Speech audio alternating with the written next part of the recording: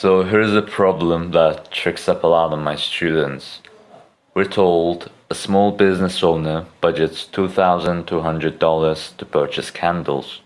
The owner must purchase a minimum of 200 candles to maintain the discounted pricing.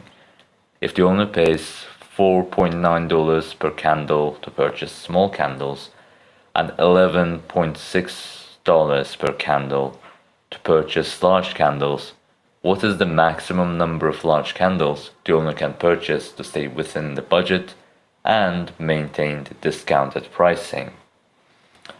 So let's say the owner buys X number of small candles and Y number of large candles. In that case, so X is the number of small candles and Y is the number of large candles. So we know that the owner must buy at least 200 candles. So it doesn't matter if it's large candles, small candles. So the sum of X plus Y must be bigger than or equal to 200. So the total number of candles the owner purchases must be bigger than or equal to 200. And so the price of one small candle is $4.9.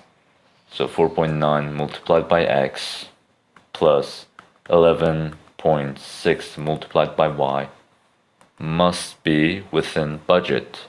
So that means it must be smaller than or equal to $2,200. Now we have a system of linear inequalities. It's not equalities, these are inequalities. And a lot of my students don't know how to solve these. So they know how to solve systems of linear equations with equalities, but they don't know how to solve them with inequalities. So I will show you a simple way to solve this type of problems. So first of all, know that we must have either equality or either smaller than or equal to or bigger than equal to. So the sign in between must be the same. So how can we make it the same?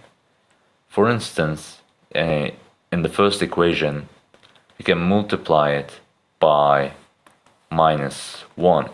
And we know that when we multiply some inequality by -1, this has the effect of changing the sign. So we have -x minus y smaller than or equal to, see we flip the sign in the between, smaller than or equal to -200. Now what we can do is to multiply this equation by 4.9. So remember, we're solving for the number of large candles. So we're solving for y. And since we're solving for y, we want to eliminate x. So if we were to find the number of small candles, we will try to eliminate y. So to eliminate x, we multiply this equation by 4.9. So the new equation we get is equal to -4.9x minus 4.9y smaller than or equal to -980. Now these two equations have the same operator in between, and we can add these. So what happens when we add these? We get plus -4.9x minus 4.9y then are equal to -980. if we add these all, we see that the x's go away. So we're left with 11.6y minus 4.9y smaller than or equal to 2200 minus 980. So solving this, we get 6.7y smaller than or equal to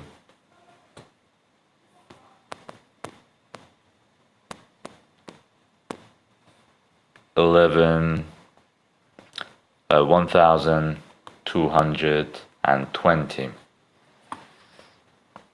Now let's divide both sides by 6.7, so we get